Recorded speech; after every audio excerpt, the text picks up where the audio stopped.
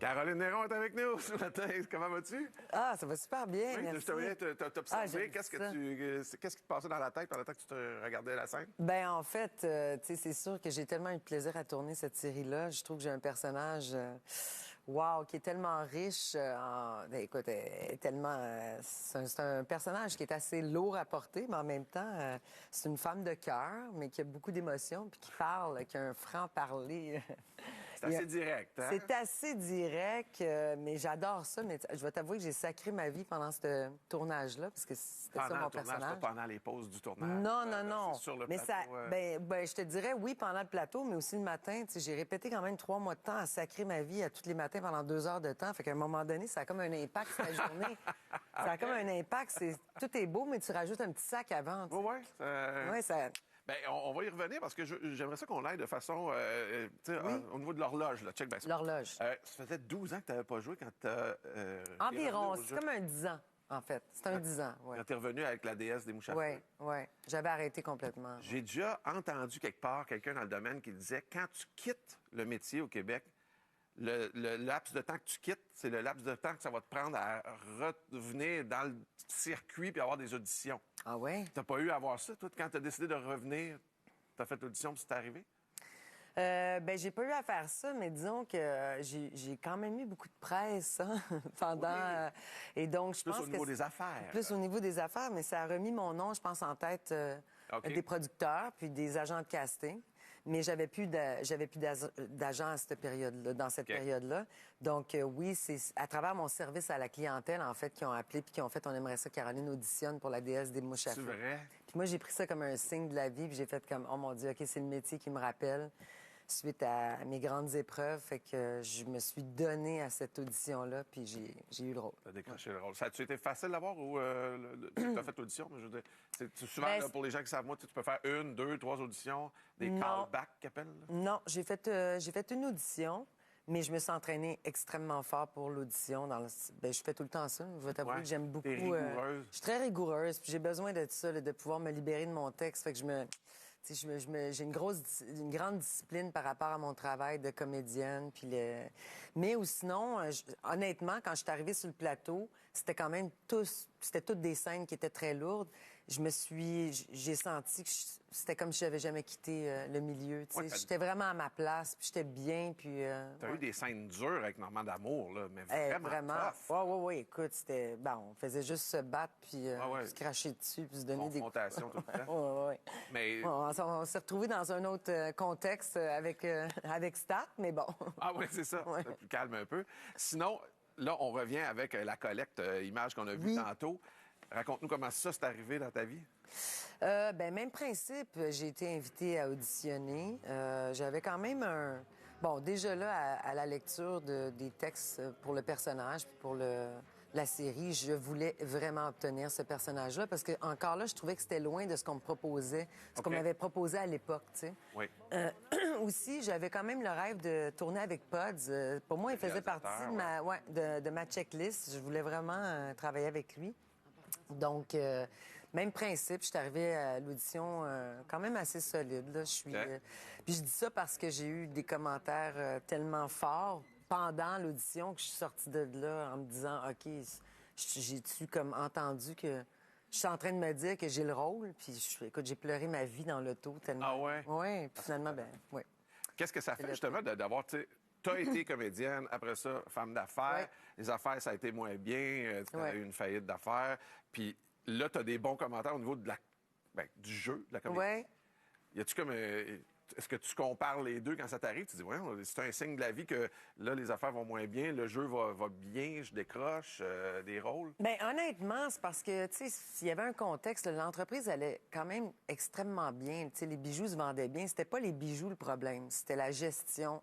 C'était comment c'était géré. OK. C'était mon problème à moi. C'était un problème de trop de staff. C'était trop de dépenses. OK. Chose que j'avais pas assez contrôlée. Donc, fait que pour moi, c'était pas... Tu sais, l'entreprise, j'ai eu tellement de prix comme entrepreneur, puis je me suis vraiment démarquée comme entrepreneur. Mais j'avoue que 1 an, jour pour jour, tu sais, quand ça s'est passé, la proposition concordataire, puis que je me suis retrouvée dans les journaux, 1 an plus tard, j'étais à Berlin, et là, la critique sortait pour le film. Et Déesse des tout d'un mouches à coup, feu. oui, et tout d'un coup, j'étais encensée. Puis je me rappelle, écoute, je te dis ça, j'ai des frissons. Mais tu sais, des journaux qui m'avaient vraiment descendu, qui tout d'un coup, ils disaient Caroline Néron, parfaite. Là, j'étais comme, j'ai-tu vraiment lu ça, moi, là? Puis je me souviens là, d'avoir été là, sur le bord de la rue, puis à l'époque, j'avais recommencé à fumer à Berlin, puis avec mon manteau de paillettes, puis j'avais fumé une smoke, j'ai regardé le ciel, je m'étais dit, tu le sais jamais, tu sais. Une année, ça va super mal, mais si tu continues, puis si tu te relèves, ben tu le sais pas, mais l'année d'après, ça peut être complètement l'opposé, puis c'est un petit peu le cas, tu sais. Fait que j'encourage les gens, d'ailleurs, À là-dessus. persévérer. Oui, totalement. Faut pas Résilience. lâcher prise. Faut jamais se dire que c'est la fin, puis que c'est... Ouais, au contraire. Parle-moi le film Le Molosse. Oui, Molosse. Oh my God. Je t'avoue j'ai que je hâte sais pas encore grand-chose là-dessus, là, encore. Ben, écoute, c'est pas encore sorti. C'est un court-métrage, mais j'ai un des rôles principaux là-dedans. OK. Mais c'est intéressant parce que c'est un film sur les préjugés. Et je suis celle qui a le plus de préjugés. En fait, Ton personnage? Ah, mon personnage, c'est horrible.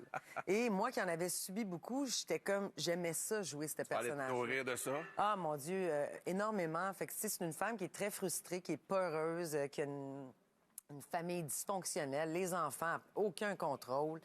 Mais elle va juger toutes les familles des autres. Elle juge le chien de l'autre. Tu sais, Oh, wow. tu sais, la malheureuse, là. OK. Fait que j'adore jouer ce personnage-là. J'ai hâte que ça sorte. En 2025, ça va sortir. Ouais. Tu restes avec moi? Oui. Après la pause, on va y aller dans le monde des business? affaires. Le monde Le des monde des affaires. affaires avec Caroline Néron. De retour avec Caroline Néron. On a parlé de jeux tantôt. Là, on va parler plus d'affaires. Mais tu vas voir que tout s'imbrique quand même, Caroline. Ah oui. Tu as quand même une carrière assez variée. Hein? Tu as joué le jeu, la Oui. chanson, les affaires. Oui. Tu es revenu aux affaires. Tu es revenu au jeu. Oui. Vas-tu revenir à la chanson? Sincèrement, je peux pas dire non. Parce que je m'en ennuie. Puis la musique a toujours été extrêmement présente dans ma vie. Puis je dirais que même pendant la pandémie, je me suis remis à chanter. Je me suis fait un studio au-dessus de mes garages. Ma fille chante tout le temps. Comme ma fille, ben, tu sais, c'est une petite artiste, c'est une comédienne. Ouais.